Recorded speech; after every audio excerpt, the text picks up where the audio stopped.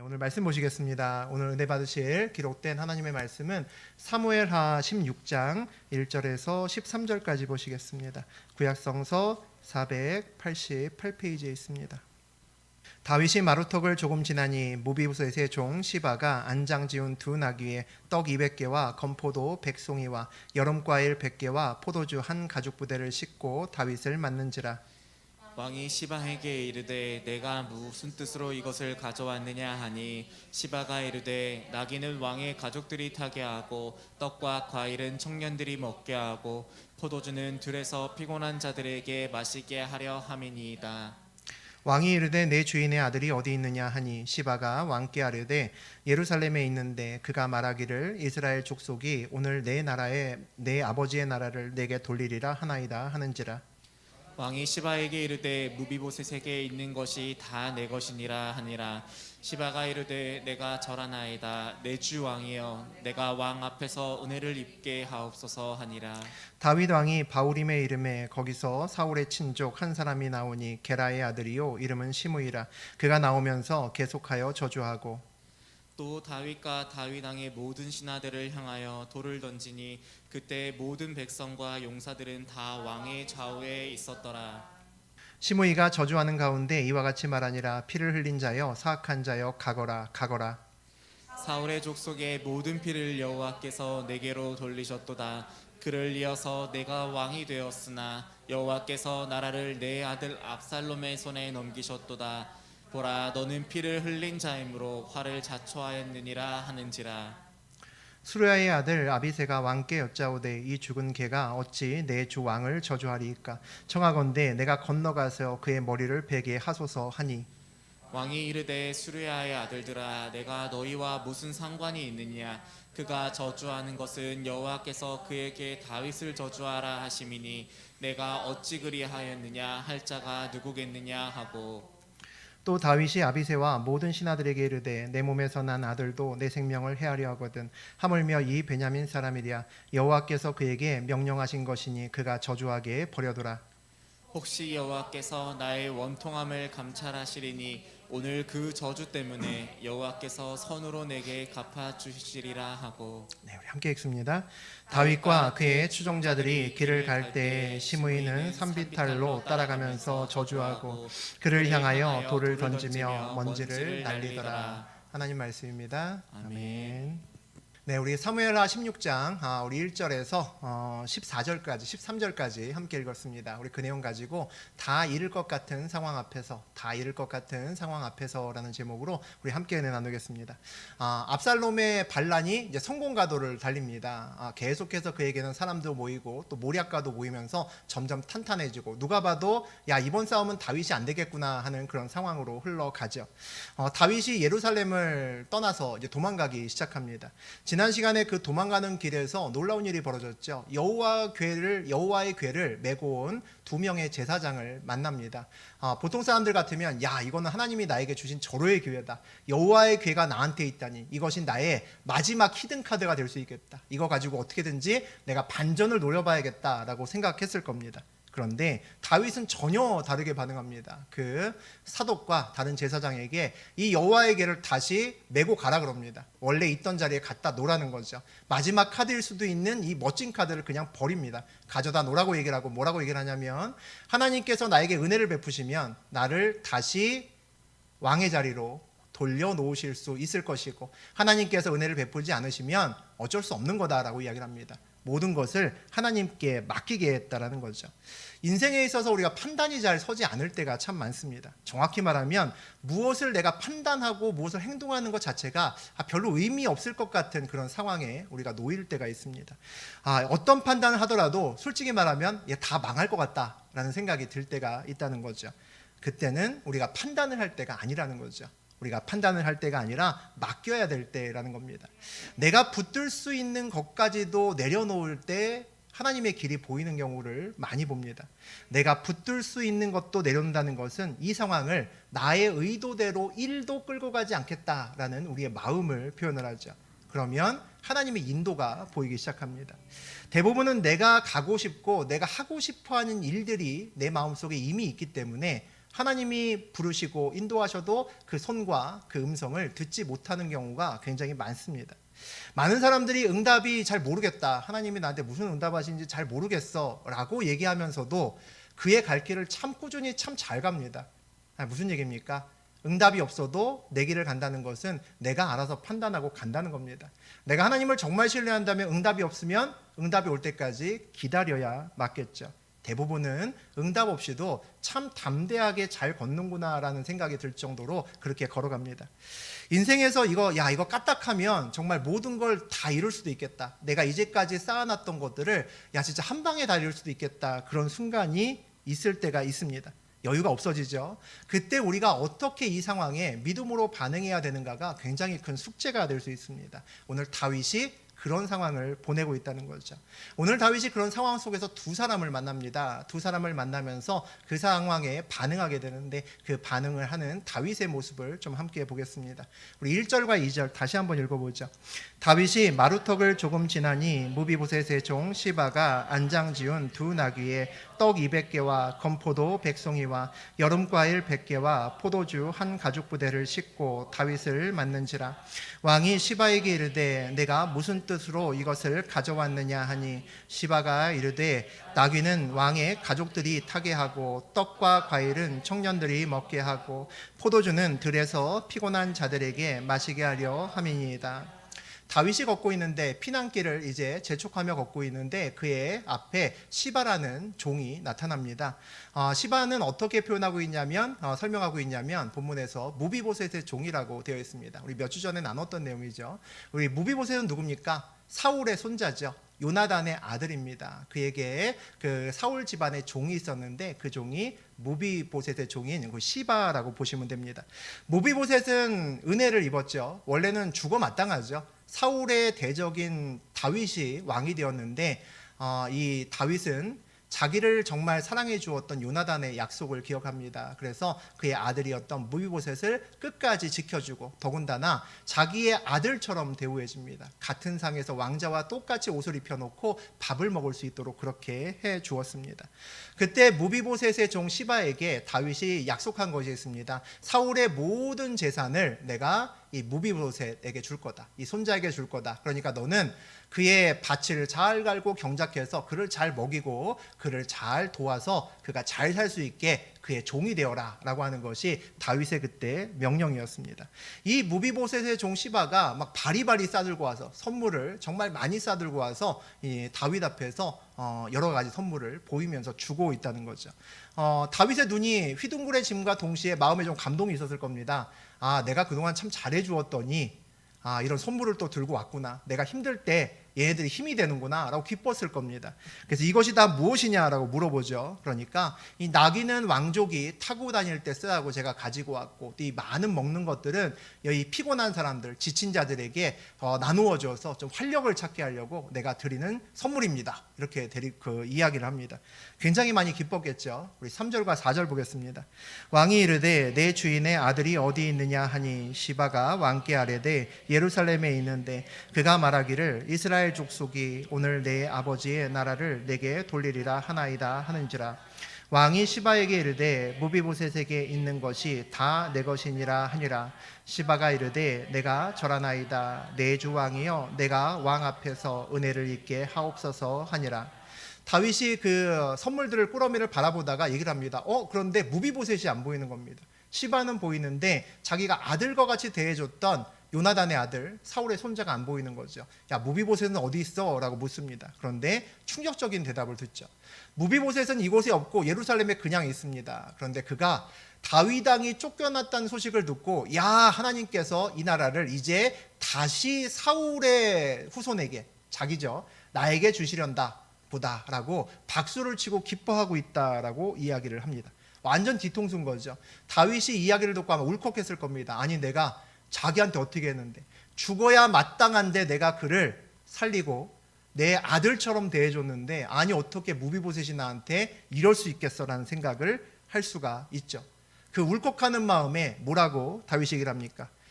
그가 가지고 있는 무비보셋의 모든 것은 다 이제 네 거다.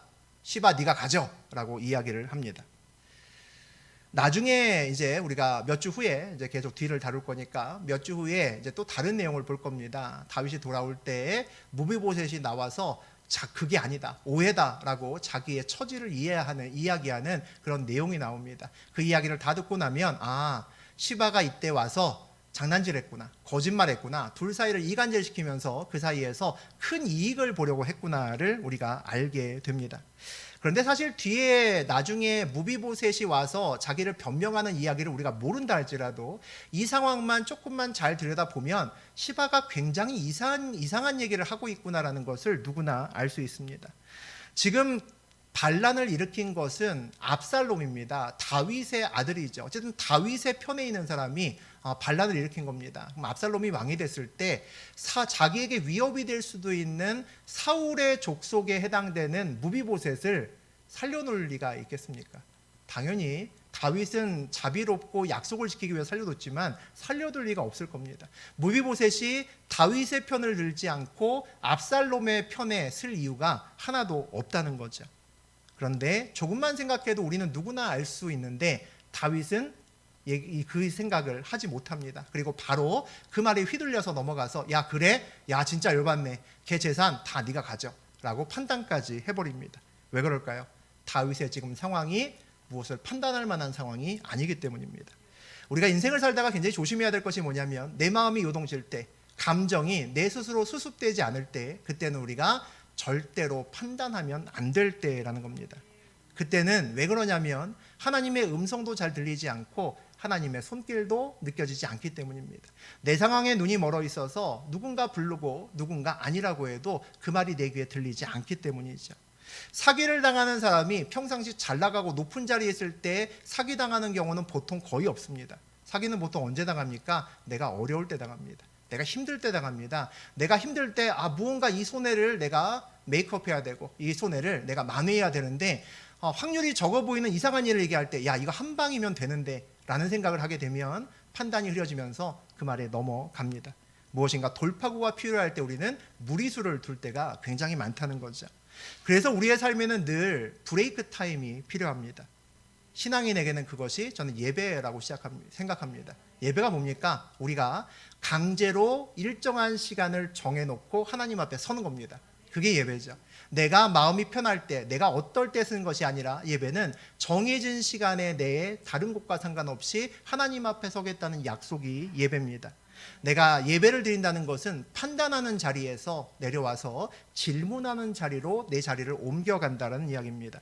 그래서 예배를 드리는 것은 굉장히 중요하고 더군다나 위기의 순간에서 내 마음의 통제가 되지 않을 때 우리가 예배를 드린다는 것은 굉장히 중요한 의미를 가지고 있습니다. 기독교인들이 어떤 판단이나 이런 것들을 선택을 하라고 할 때 흔히 그렇게 얘기를 합니다. 기도해 보고 그 다음에 말씀드릴게요 라고 얘기를 합니다. 그런데 이게 대부분 인사말인 경우가 되게 많습니다. 또는 그 말을 내가 그 제안을 받아들이고 싶지 않은 거죠. 그 제안이 좋을 때는 아이고 감사합니다 할 텐데 그 제안을 별로 받아들이고 싶지 않은 겁니다. 그러면 그냥 거절하기가 뭐하니까 기도해 볼게요 라고 한 다음에 아무 말 하지 않습니다. 그런 경우가 꽤 있죠. 그런데 이것이 그렇게 이용돼서는 안 되는 말입니다. 우리가 기도해 볼게요라는 얘기는 정말 기도해야 된다는 이야기고 내가 판단하는 것이 아니라 내가 자리를 바꿔서 질문하는 자리로 가서 판단을 받아야 되는 그런 자리로 가겠다는 거죠. 우리 5절과 6절 읽어봅니다. 다윗 왕이 바후림의 이름에 거기서 사울의 친족 한 사람이 나오니 게라의 아들이요 이름은 시므이라. 그가 나오면서 계속하여 저주하고 또 다윗과 다윗 왕의 모든 신하들을 향하여 돌을 던지니 그때의 모든 백성과 용사들은 다 왕의 좌우에 있었더라. 이제 시바를 뒤로 하고 또 길을 갑니다. 그랬더니 좀 있다가 또 다른 사람이 또 나타나는데 이 사람도 사울의 친족입니다. 좀 이러기도 쉽지 않죠. 다윗의 우리 오늘 마음을 뒤집어 놓는 일이 계속 나타납니다. 그가 시므이라는 사람이 나타나서 그가 계속 따라다니면서 어떻게 합니까? 다윗에게 돌을 던지고 흙 던지고 막 욕을 하기 시작합니다. 방금 전에 사울의 손자인 무비보셋 때문에 울컥했는데 또 다른 족속이 나온다는 거죠. 야 이게 뭘까? 일부러 그러는 것 같다. 일부러 나를 시험하는 상황 아닌가라는 생각이 들 정도로 이상한 상황이 만들어집니다. 더군다나 지금 다윗 왕 주변에는 힘센 용사들이 여전히 있습니다. 아직도 그가 주변에 부하들과 같이 있다는 거죠. 이러기도 쉽지 않은데 계속 열받는 일이 생겨납니다. 우리 그에 대해서 어떻게 반응하는지 보겠습니다. 우리 7절에서 9절 보죠. 시므이가 저주하는 가운데 이와 같이 말하니라. 피를 흘린 자여 사악한 자여 가거라 가거라. 사울의 족속의 모든 피를 여호와께서 내게로 돌리셨도다. 그를 이어서 내가 왕이 되었으나 여호와께서 나라를 내 아들 압살롬의 손에 넘기셨도다. 보라 너는 피를 흘린 자이므로 화를 자초하였느니라 하는지라. 수르야의 아들 아비새가 왕께 여짜오되 이 죽은 개가 어찌 내 주왕을 저주하리이까. 청하건대 내가 건너가서 그의 머리를 베게 하소서 하니. 시므이는 다윗을 비난합니다. 네가 너무 많은 사람을 죽이고 피를 묻혔다라고 이야기를 하죠. 그래서 너는 아주 사악한 악당이다라고 이야기를 합니다. 하나님께서 사울의 집안에 흘린 피를 이제 그 피의 대가를 너에게 묻고 있는 거라고 이야기를 하죠. 하나님이 압살롬을 통해서 너의 죄값을 지고 묻고 있다라고 그렇게 이야기를 합니다. 네가 뿌린 대로 거두는 거야. 다 네가 잘못한 거야 라고 이야기를 합니다. 다윗의 심장에 비수를 꽂는 일이죠. 가뜩이나 지금 마음도 어렵고 일도 모든 것이 안 되고 언제 죽을지도 모르는 길을 가고 있는데 저렇게 심한 말을 하면 누구나 울컥할 겁니다. 그런데 우리가 이 말을 듣고 그냥 화만은 낼 수 없는 이유가 있습니다. 우리 인생길에서도 이런 때가 있죠. 누군가 나를 본격적으로 완전히 대놓고 비난하는 그런 때가 있습니다. 그런데 그 비난하는 소리를 잘 들으면 다 거짓말인가? 그건 아닙니다. 그 말을 들으면 그 가운데 분명히 사실도 있다는 거죠. 다윗은 전쟁도 많이 했고 많은 사람을 죽인 것도 사실입니다. 뭐 그거야 어쩔 수 없었다라고 충분히 얘기할 수 있겠죠. 하지만 다 어쩔 수 없었던 건 아닙니다. 그가 밧세바를 범하기도 했고 또 우리아를 죽인 적도 있습니다. 필요 없는 희생을 분명히 한 적도 있습니다. 다윗은 무비보셋은 끝까지 보호하고 지켜줬지만 사울의 다른 아들을 다 끝까지 지켜준 것은 아닙니다. 나중에 뒤에서 또 한번 몇 주 후에 다루겠지만 그의 원수인 사울 집안의 원수에게 그냥 다른 여러 가지 이유를 통해서 내주기도 했습니다. 그것도 역시 다윗이 기억날 겁니다. 사울의 집안이 다윗의 집안과 원수가 될 수밖에 없는 이유는 셀 수 없을 만큼 많은 이유가 있다는 거죠. 우리가 힘들 때 나를 비난하는 사람을 만났을 때 다윗의 지금 모습처럼 참 힘들어하는 이유 중에는 그것이 어느 정도 사실에 근거하기 때문입니다. 그래서 대부분 다 우리를 비난하는 사람을 만날 때 마음 한구석에 굉장히 큰 찔림이 있습니다. 그리고 그 찔림에 보통 어떻게 대부분 반응을 하냐면 야 털어서 먼지 안 나는 사람 있어? 라고 대부분 반응을 합니다. 야 너는 나보다 더 했잖아 라고. 정치 보면 많이 나오죠. 너는 나보다 더 했잖아 라고 대부분 반응을 합니다. 나는 어쩔 수 없어서 그런 거야 라고 변명을 하기 시작하죠. 이런 논리의 반응을 굉장히 많이 하고 또 다른 반응이 있습니다. 그게 이제 아비새의 반응이죠. 아비새처럼 반응하기도 합니다. 내가 나가서 저놈 개만도 못한 놈에게 가서 목을 바로 베버리겠습니다 라고 얘기합니다. 무슨 얘기입니까? 저 시므이보다는 우리가 세다는 겁니다. 나보다 약한 놈이 지금 나를 와서 나에게 시비를 걸고 있다는 거죠. 내가 힘이 세니까 내 힘으로 가서 바로 눌러주겠습니다 라고 이야기를 합니다. 나보다 힘이 적은 사람이 나를 정죄하려고 하면 가서 그를 내 힘으로 제압하려고 하죠. 뉴스에서 어떤 일이 터졌을 때 이와 같이 반응한 것을 굉장히 많이 봅니다. 변명으로 일관하고 계속해서 딴소리를 하든가 아니면 자기의 힘을 믿고 그냥 밀고 나가는 경우죠. 두 가지의 경우 다 우리는 많은 경험을 통해서 그 끝이 별로 좋지 않다라는 생각을 대부분 하고 계실 겁니다. 그럼 다윗은 이와 같은 상황에서 어떻게 했을까 궁금하죠. 우리 보겠습니다. 10절과 11절 보죠. 왕이 이르되 수르의 아들들아 내가 너희와 무슨 상관이 있느냐. 그가 저주하는 것은 여호와께서 그에게 다윗을 저주하라 하심이니 내가 어찌 그리하였느냐 할 자가 누구이겠느냐 하고 또 다윗이 아비새와 모든 신하들에게 이르되 내 몸에서 난 아들도 내 생명을 해하려 하거든 하물며 이 베냐민 사람이랴 여호와께서 저주하게 버려두라.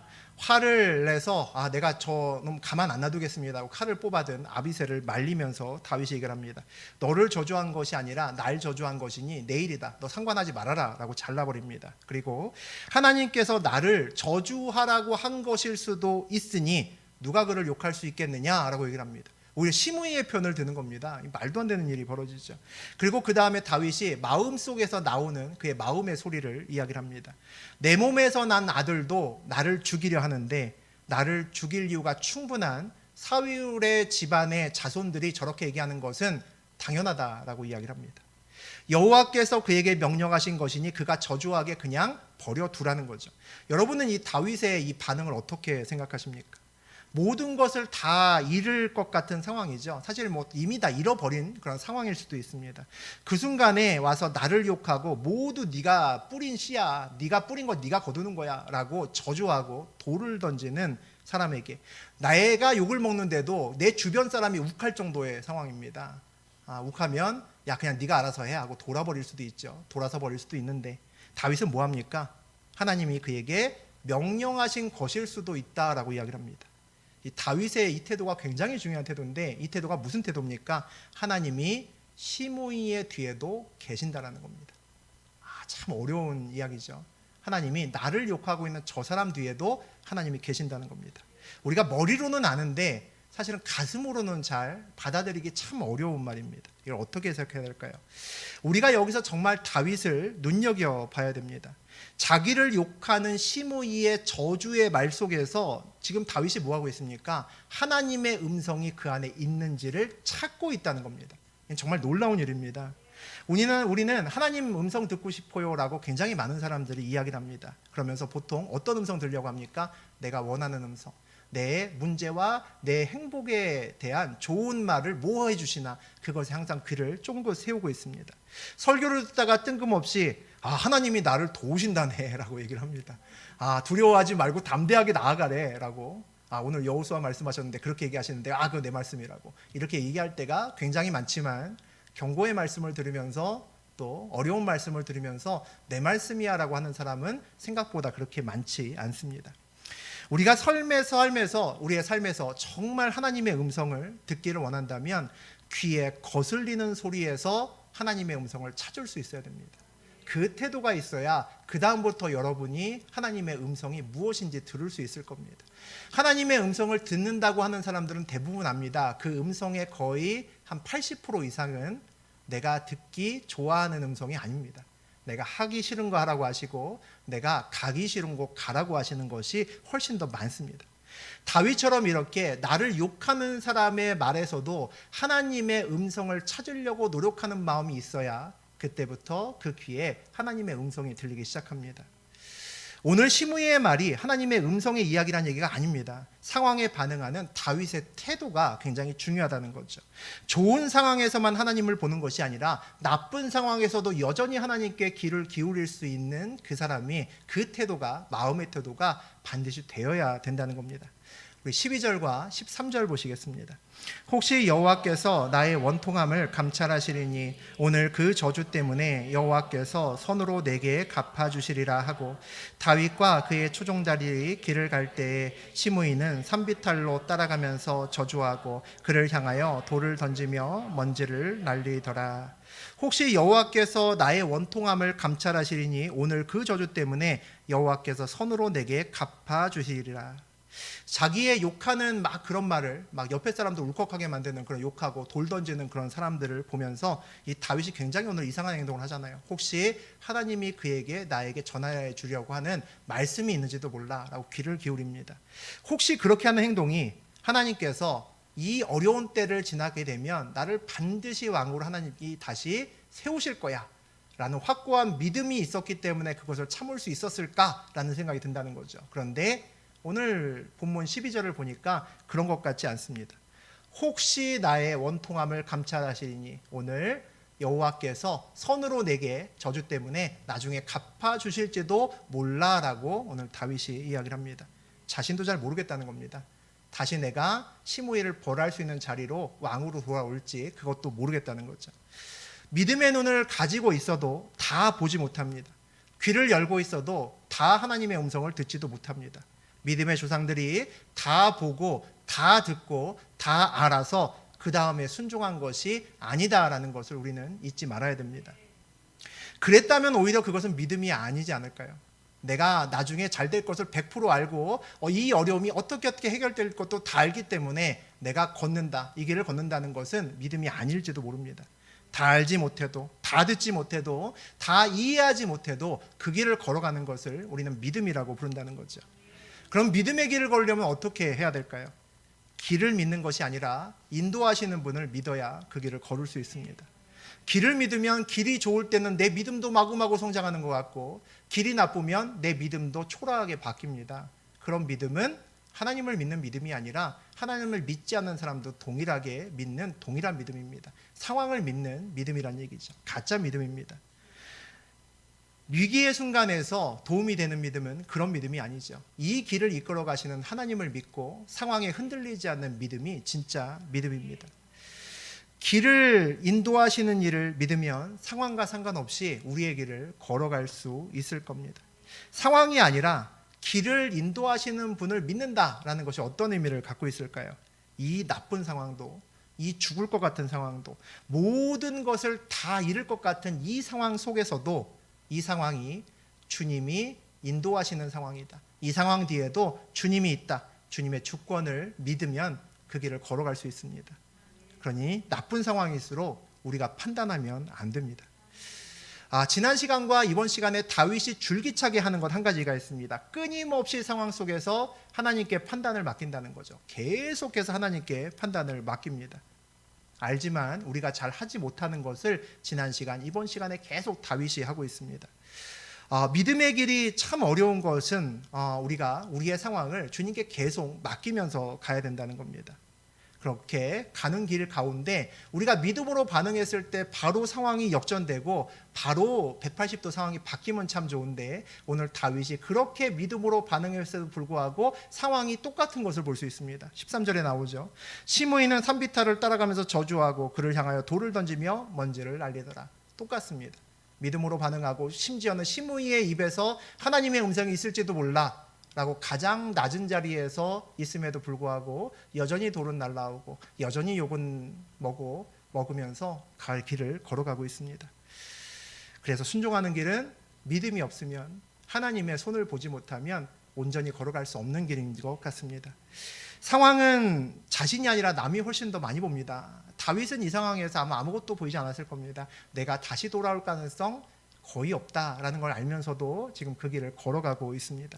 다윗 앞에는 지금 한 치 앞을 바라보지 못할 정도로 깜깜한 길을 걸어가고 있지만, 다윗의 인생길의 이 바닥을 지금 보고 있는 우리는 뒤를 잇지 않아도 하나님이 무언가 하시겠구나라는 생각을 할 수 있습니다. 적어도 다윗이 지금 온전한 그의 길을 힘들지만 참 어렵지만 믿음으로 걸어가고 있구나라는 것을 느낄 수 있기 때문이죠. 우리가 며칠 전 주일에 바로 전 주일에 나눴던 말씀이 있습니다. 로마서 5장 3절과 4절 말씀 다시 한번 읽어보겠습니다. 다만 이뿐 아니라 우리가 환난 중에도 즐거워하나 이는 환난은 인내를, 인내는 연단을, 연단은 소망을 이루는 줄 알미로다. 환난이 인내를 만들고, 인내가 그리고 연단을 만들고, 연단이 소망을 이루게 한다라는 것에 대해서 우리 주일날 이야기를 했었는데, 이것을 알게 되는 과정, 결국 환난이 소망까지 연결되는 과정에서 가장 중요하게 필요한 것이 환난 날에도 주님의 음성을 듣는 겁니다. 그 어려운 순간에도 여전히 주님이 살아계심을 눈으로 보는 거죠. 그래야 상황이 아니라 말씀을 따라갈 수 있다는 겁니다. 나쁜 상황 속에서도 그 상황을 주관하시는 하나님을 믿을 수 있어야 된다는 거죠. 시므이의 욕 속에서도 혹시 하나님의 음성이 저 안에 있는지 간절하게 귀를 기울일 수 있어야 그 상황에서 벗어날 수 있습니다. 모든 것을 다 잃을 것 같은 상황은, 내가 이 상황을 벗어나기 위해 내가 할 수 있는 것은 아무것도 할 수 없는 그런 상황일 겁니다. 그런 상황을 우리는 모든 것을 아무것도 할 수 없고 다 잃을 수 있는 그런 상황이라고 이야기를 하죠. 아무것도 할 수 없는 상황이라면 다른 각도에서 보면 내가 무엇인가를 하려고 하는 것이 필요 없는, 또는 해서는 안 될 상황이라는 것을 이야기하기도 합니다. 늘 그런 상황에서는 우리가 마음이 요동치고 우리가 결정하는 것마다 일반적으로는 문제를 일으키기 때문입니다. 지난 시간부터 이번 시간까지 다윗이 계속해서 상황을 하나님께 맡기면서 하나님을 따르겠습니다, 여호와의 개가 와도 돌려보내면서 하나님이 오라고 하시면 오고 오라고 하지 않으시면 다시 못 와도 괜찮습니다 라는 말까지도 합니다. 유일하게 지난 시간과 이번 시간 거치면서 다윗이 결정한 것이 오늘 시바의 사건입니다. 그런데 그 유일한 사건의 그 결정이 잘못된 결정이었다는 것을 우리가 봅니다. 그 많은 것들 중에 하나 다윗이 결정했는데 그것이 잘못된 결정이었다는 거죠. 우리가 많은 것을 이야기를 해줍니다. 다윗은 아마 모든 사람들이 아마 다시는 돌아올 수 없어라고 그렇게 확신하는 그 길을 지금 걸어가고 있습니다. 지금 다윗도 하나님의 뜻을 다 알지도 못하고 앞으로 그가 다시 돌아올 수 있고 다시 성공할 수 있다는 것을 확신하지 못하면서도 그 길을 걸어갑니다. 그럼에도 불구하고 다윗은 어떻게 걸어갑니까? 끊임없이 상황을 하나님께 맡기고 하나님께 보내면서 하나님께 판단을 맡기면서 그렇게 걸어가는 다윗의 모습을 볼 수 있습니다. 이것이 어려운 상황에서 정말 힘든 상황에서 우리가 할 수 있는 최선이 아닌가라는 생각이 듭니다. 이것이 최선이라고 말할 수 있는 근거가 뭘까요? 하나님이 우리를 이끌어 가시는 분이 확실하고 하나님이 살아계시고 하나님은 선하시기 때문입니다. 무엇보다도 이 좋은 상황뿐만 아니라 우리 앞에 있는 좋은 상황뿐만 아니라 때로 우리 앞에 있는 정말 생각하고 싶지도 않은 나쁜 상황 속에서도 하나님은 여전히 그 상황 뒤에 계시고 그 상황 속에서 하나님은 말씀하시고 그 상황 속에서 하나님은 판단하신다는 것을 우리는 믿고 알기 때문이죠. 우리는 때로 정말 많은 것을 잃을 것 같은 위기의 상황에서 어떻게 보면 더욱더 격렬하고 치열하게 아무것도 하지 않고 하나님 앞에 앉아 있을 수 있느냐는 믿음의 시험대에 우리가 서게 될 수 있습니다. 우리가 정말 어려울 때는 누구 앞에 우리가 서 있느냐가 정말 중요하기 때문입니다. 그런 모습을 보면 많은 세상 사람들은 너무나 소극적인 자세라고 얘기를 할 겁니다. 지금 그럴 때가 아니라 설령 1%의 가능성만 있어도 그 가능성 붙들고 밖에 나가서 뛰어야지 왜 여기 앉아 있느냐고 얘기할 겁니다. 그런데 믿음의 시각으로 보면 그것이 가장 적극적이고 능동적인 자세입니다. 다윗의 마음을 가지면 위기의 순간에서도 우리가 걸어가야 될 길이 어딘지 찾을 수 있습니다. 결정적인 순간에 세상이 아니라 하나님께 길을 열고 온전히 하나님께 판단을 맡기는 저하고 여러분 되시기를 주의 이름으로 축복합니다.